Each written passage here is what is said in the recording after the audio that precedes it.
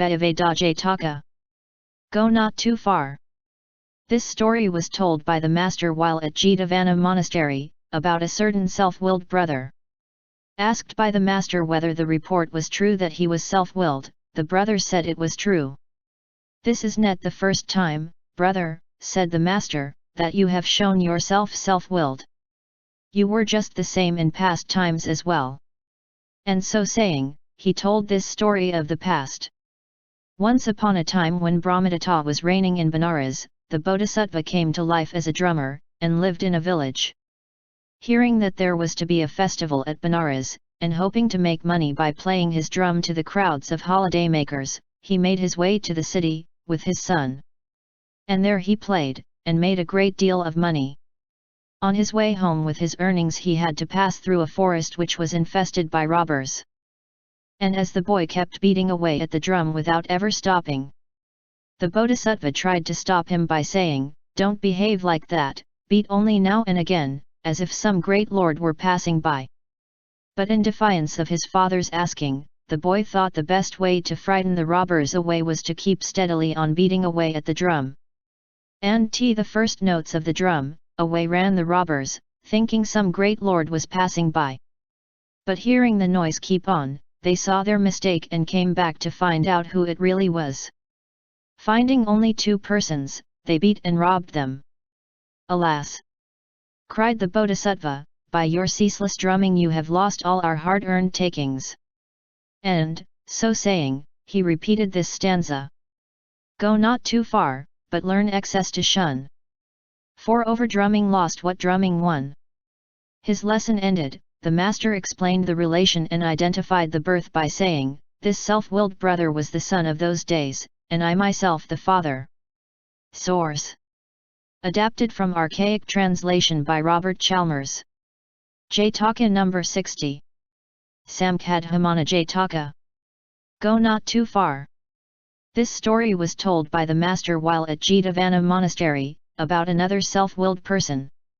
Once upon a time when Brahmadatta was reigning in Benares, the bodhisattva came to life as a conch blower, and went up to Benares with his father to a public festival. There he earned a great deal of money by his conch blowing, and started for home again. On his way through a forest which was infested by robbers, he warned his father not to keep on blowing his conch. But the old man thought he knew better how to keep the robbers off, and blew away hard without a moment's pause. Accordingly, just as in the preceding story, the robbers returned and plundered the pair. And, as above, the bodhisattva repeated this stanza. Go not too far, but learn excess to shun. For overblowing lost what blowing won. His lesson ended, the master explained the relation and identified the birth by saying, "This self-willed brother was the father of those days, and I myself his son." Source: adapted from archaic translation by Robert Chalmers. JATAKA number 61. Asadamanta JATAKA.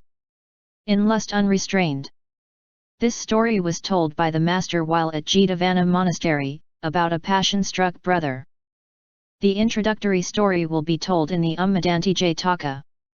But to this brother the master said, "Women, brother, are lustful, extravagant, nasty, and degraded. Why be passion-struck for a nasty woman?" And so saying, he told this story of the past. Once upon a time when Brahmadatta was reigning in Benares, the bodhisattva came to life as a Brahmin in the city of Taxila in the Gandhara, near Afghanistan and Pakistan including Kandahar country. And by the time he had grown up, such was his proficiency in the 3 Vedas and all accomplishments, that his fame as a teacher spread through all the world. In those days there was a Brahmin family in Benares, unto whom a son was born. And on the day of his birth they took fire and kept it always burning, until the boy was 16. Then his parents told him how the fire, kindled on the day of his birth, had never been allowed to go out. And they asked their son to make his choice. If his heart was set on winning entrance hereafter into the realm of Brahma, then let him take the fire and retire with it to the forest, there to work out his desire by ceaseless worship of the Lord of Fire. But, if he preferred the joys of a home, they asked their son to go to Taxila and there study under the world-famed teacher with a view to settling down to manage the property. I should surely fail in the worship of the fire god, said the young Brahmin. I'll be an official. So he said farewell to his father and mother, and, with 1,000 pieces of money for the teacher's fee, set out for Taxila. There he studied till his education was complete, and then took himself home again. Now his parents grew to wish him to give up the world and to worship the fire god in the forest. Accordingly his mother, in her desire to send him to the forest by bringing home to him the wickedness of women, was confident that his wise and learned teacher would be able to lay bare the wickedness of the gender to her son, and so she asked whether he had quite finished his education. Oh yes, said the youth. Then of course you have not omitted the sorrow texts? I have not learnt those, mother. How then can you say your education is finished? Go back at once, my son, to your master, and return to us when you have learnt them, said his mother. Very good, said the youth, and off he started for Taxila once more.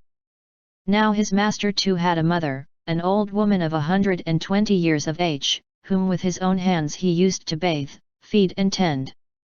And for so doing he was contemned by his neighbors, so much so indeed that he resolved to depart to the forest and there dwell with his mother. Accordingly, in the solitude of a forest he had a hut built in a delightful spot, where water was plentiful, and after laying in a stock of ghee and rice and other provisions, he carried his mother to her new home, and there lived cherishing her old age.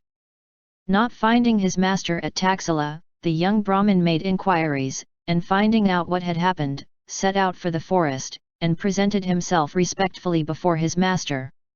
What brings you back so soon, my boy? Said the latter. I do not think, sir, I learned the sorrow texts when I was with you, said the youth. But who told you that you had to learn the sorrow texts? My mother, master, was the reply. On this the bodhisattva thought that there were no such texts as those, and concluded that his pupil's mother must have wanted her son to learn how wicked women were. So he said to the youth that it was all right, and that he should in due course be taught the texts in question. From today, said he, you shall take my place about my mother, and with your own hands wash, feed, and look after her. As you rub her hands, feet, head, and back, be careful to exclaim, ah, madam! If you are so lovely now you are so old, what must you not have been in the heyday of your youth? And as you wash and perfume her hands and feet, burst into praise of their beauty. Further, tell me without shame or reserve every single word my mother says to you. Obey me in this, and you shall master the sorrow texts. Disobey me, and you shall remain ignorant of them forever. Obedient to his master's commands, the youth did all he was asked, and so persistently praised the old woman's beauty that she thought he had fallen in love with her. And, blind and worn out though she was, passion was kindled within her. So one day she broke in on his compliments by asking, "Is your desire towards me?" "It is indeed, madam," answered the youth. "But no master is so strict." "If you desire me," said she, "kill my son." "But how shall I, that have learned so much from him, how shall I for passion's sake kill my master?" "Well then, if you will be faithful to me, I will kill him myself." So lustful, nasty, and degraded are women that, giving the rein to lust, an ugly old woman like this, and old as she was, actually thirsted for the blood of so dutiful a son. Now the young Brahmin told all this to the bodhisattva, who, commending him for reporting the matter, studied how much longer his mother was destined to live. Finding that her destiny was to die that very day, he said, "Come, young Brahmin. I will put her to the test." So he cut down a fig tree and chopped out of it a wooden figure about his own size, which he wrapped up, head and all, in a robe and laid upon his own bed, with a string tied to it. "Now go with an axe to my mother," said he, "and give her this string as a clue to guide her steps." So away went the youth to the old woman, and said, "Madam, the master is lying down indoors on his bed. I have tied this string as a clue to guide you. Take this axe and kill him, if you can. But you won't forsake me, will you?" said she. Why should I? Was his reply.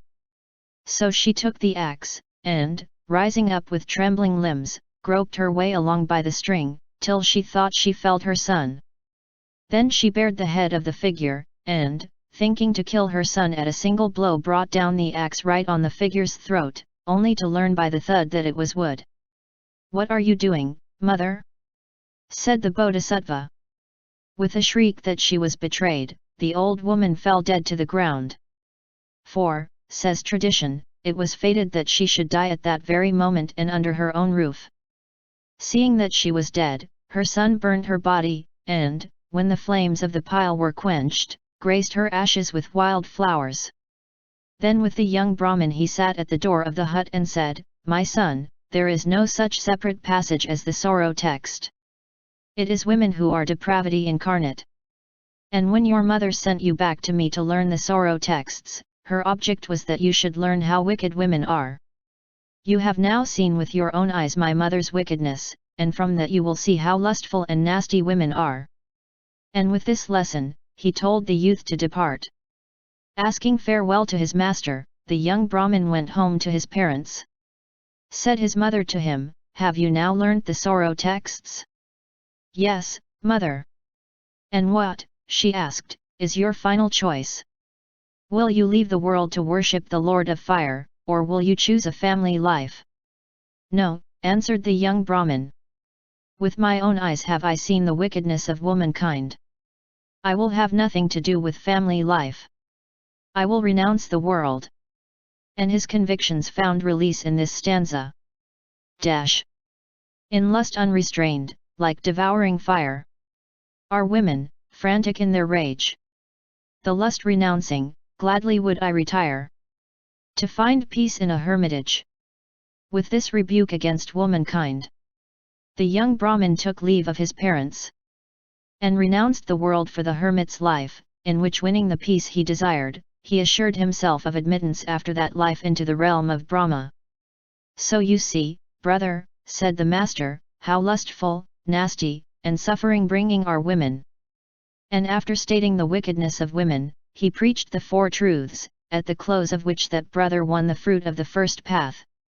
Lastly, the master showed the relation and identified the birth by saying, "Kapilani was the mother of those days, Mahakashyapa was the father, Ananda the pupil, and I myself the teacher." Source: adapted from archaic translation by Robert